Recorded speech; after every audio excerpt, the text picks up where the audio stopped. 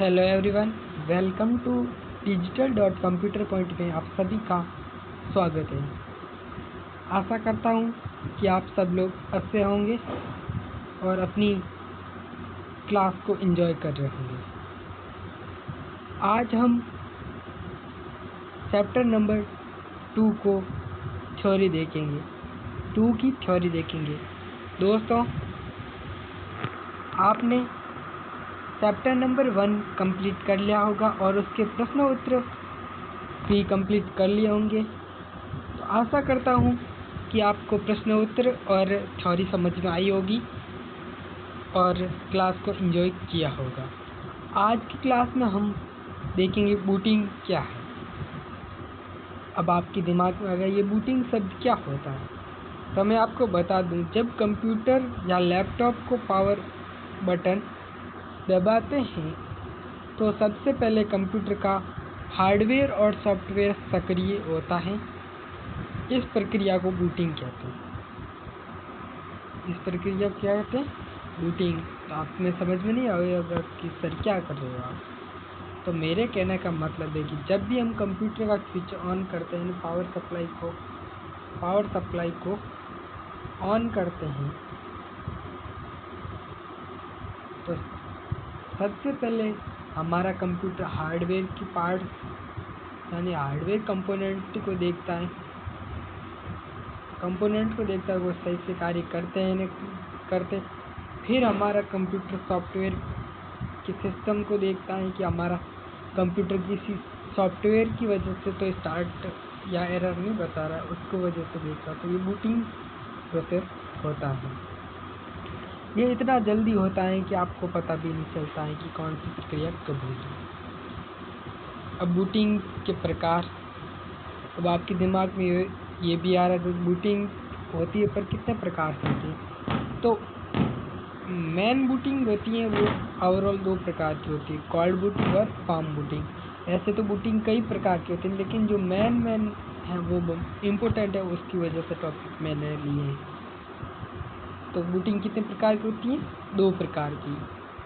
कितने प्रकार की होती है? 2 प्रकार की। जो अपने सिलेबस में है 2 प्रकार की, कोल्ड बूटिंग और वार्म बूटिंग। कोल्ड बूटिंग को हार्ड बूटिंग भी कहते हैं। क्या? कौन सी बूटिंग? हार्ड बूटिंग भी कहते हैं। ये तब होती है जब कंप्यूटर पहली बार चालू करते हैं। यानी कहने का मतलब ये हुआ कि कोल्ड बूटिंग जब हम कंप्यूटर को फर्स्ट बार स्विच ऑन करते हैं यानी पावर सप्लाई देते हैं, उस टाइम ये होती है कोल्ड बूटिंग। और वार्म बूटिंग क्या होती है? इसे सॉफ्ट बूटिंग भी कहते हैं। ये तब होती है जब कंप्यूटर पहले से स्टार्ट है और उसे रीस्टार्ट किया जाता है। यानी ये पहले से ऑन तो है, यानी ये कंप्यूटर पहले से ऑन है, लेकिन फिर भी इसे कुछ एरर की वजह से रीस्टार्ट किया जा रहा है। क्या किया जा रहा है? रीस्टार्ट। तो उसे वार्म बूटिंग या सॉफ्ट बूटिंग कहते हैं। अब बूटिंग प्रक्रिया के चरण क्या रहते हैं, यानी बूटिंग प्रक्रिया होती कैसे। तो हमारा पहला चरण है, मैं जूम इन कर देता हूँ थोड़ा नहीं देखने की वजह से, विजिबल है।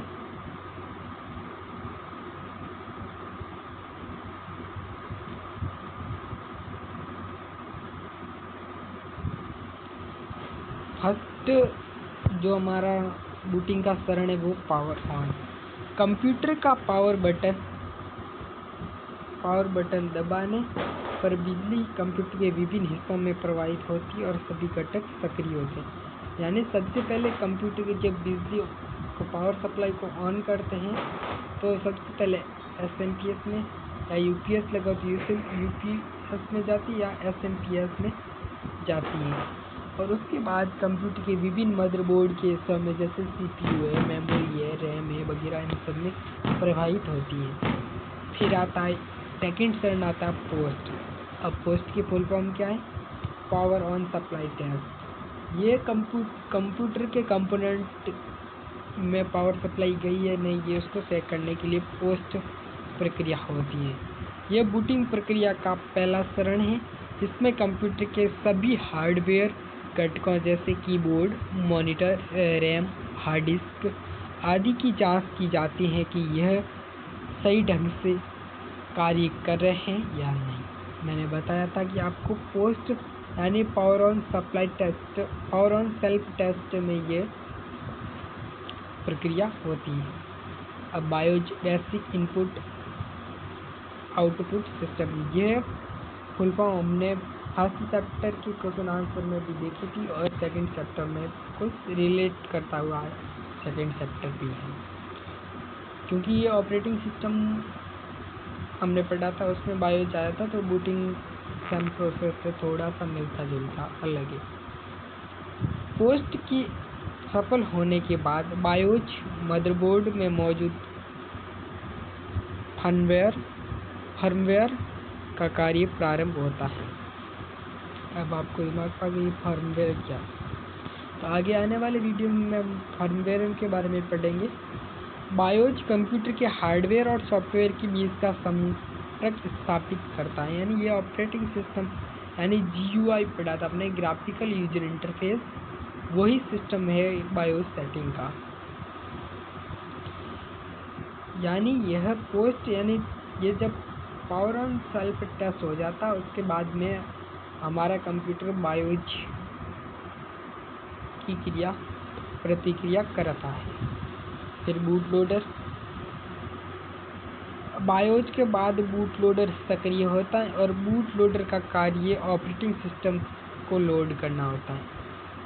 बूट लोडर का क्या काम होता है? ऑपरेटिंग सिस्टम को लोड करना, यानी विंडो को लोड करना है। लाइनक्स को, यदि ऑपरेटिंग सिस्टम विंडो है, लाइनक्स है, मैक ऑपरेटिंग सिस्टम है या एंड्रॉयड है या फिर आईफोन का है, तो वो लोड करने का काम कौन करेगा? Boot loader.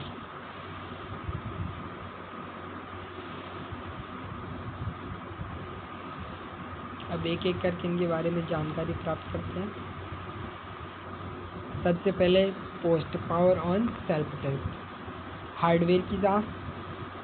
पोस्ट में हार्डवेयर के सभी हार्डवेयर घटकों की जांच की जाती है कि वे सही ढंग से कार्य कर रहे हैं या नहीं। त्रुटि सूचना, यदि कोई त्रुटि एरर होती है तो कंप्यूटर के बीप कोड के माध्यम से सूचित करता है, यानी जब कंप्यूटर में हार्डवेयर पार्ट्स की कोई दिक्कत होती है तो वो बीप की आवाज़ से हमें पता चल जाता है कि हमारे कौन से पार्ट्स में दिक्कत है।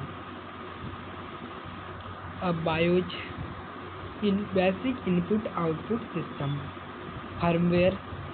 बायोज मदरबोर्ड में मौजूद फर्मवेयर हैं जो कंप्यूटर के हार्डवेयर और सॉफ्टवेयर के बीच को संपर्क स्थापित करता है, यानी फर्मवेयर किसे कहा जाता है? बायोज को ही फर्मवेयर कहा जाता है। ये बेसिक हार्डवेयर एंड सॉफ्टवेयर के बीच की जो कड़ी होती है उसे बायोज कहते हैं, यानी ऑपरेटिंग सिस्टम की तरह ये बायोज काम करता है। निर्देश प्रारंभ, ये बूटिंग प्रक्रिया के लिए आवश्यक निर्देश का प्रारंभ करता है और बूट लोडर को निष्पादित करता है। ये बूट लोडर को प्रारंभ करने का काम भी बायोज सेटिंग ही करती है। अब बूट लोडर के बारे में जानकारी प्राप्त करते हैं। ऑपरेटिंग सिस्टम लोड, यह बूट लोडर का कार्य ऑपरेटिंग सिस्टम को लोड करना है, यानी फर्स्ट काम होता है बूट लोडर का ऑपरेटिंग सिस्टम को लोडिंग करना। अब फाइल ढूंढना, ये कंप्यूटर के हार्ड डिस्क में ऑपरेटिंग सिस्टम की फाइल को ढूंढता है और उसे लोड करने का काम भी करता है। मेमोरी को लोड करना, ऑपरेटिंग सिस्टम में की फाइलों को मेमोरी रैम में लोड करना, यानी ऑपरेटिंग सिस्टम कहाँ लोड होता है? रैम या रोम में। रोम की full form read only memory और रैम की full form random access memory होगी। अब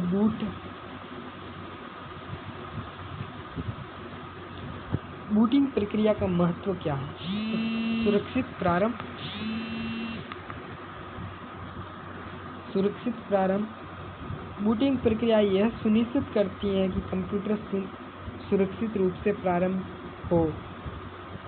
सही कार्य, यह भी सुनिश्चित करता है कि सभी हार्डवेयर घटक सही ढंग से कार्य कर रहे हैं।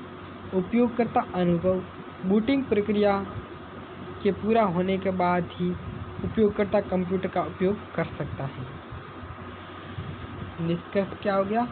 बूटिंग प्रक्रिया का निष्कर्ष यह है कि बूटिंग प्रक्रिया कंप्यूटर के लिए एक महत्वपूर्ण प्रक्रिया जो सुनिश्चित करती है कि कंप्यूटर सुरक्षित रूप से प्रारंभ हो और सभी हार्डवेयर घटक सही ढंग से कार्य कर रहे हों। दोस्तों, आज की क्लास में हम बूटिंग के बारे में जानकारी प्राप्त की। यदि हमारी क्लास आपको पसंद आई हो तो क्लास को लाइक शेयर एंड कमेंट करें और हमारे चैनल को सब्सक्राइब करें और बेल आइकन को जरूर प्रेस करें ताकि आने वाली क्लास आपके पास सबसे पहले पहुंचे, और अपने दोस्तों के साथ ज़रूर शेयर करें। दोस्तों, आप क्लास को लाइक नहीं करते हो और चैनल को सब्सक्राइब कीजिए ताकि मेरा मोटिवेशन बना रहे। मिलते हैं अगली क्लास में नए कंटेंट के साथ। तब तक के लिए thank you so much. See you, bye bye.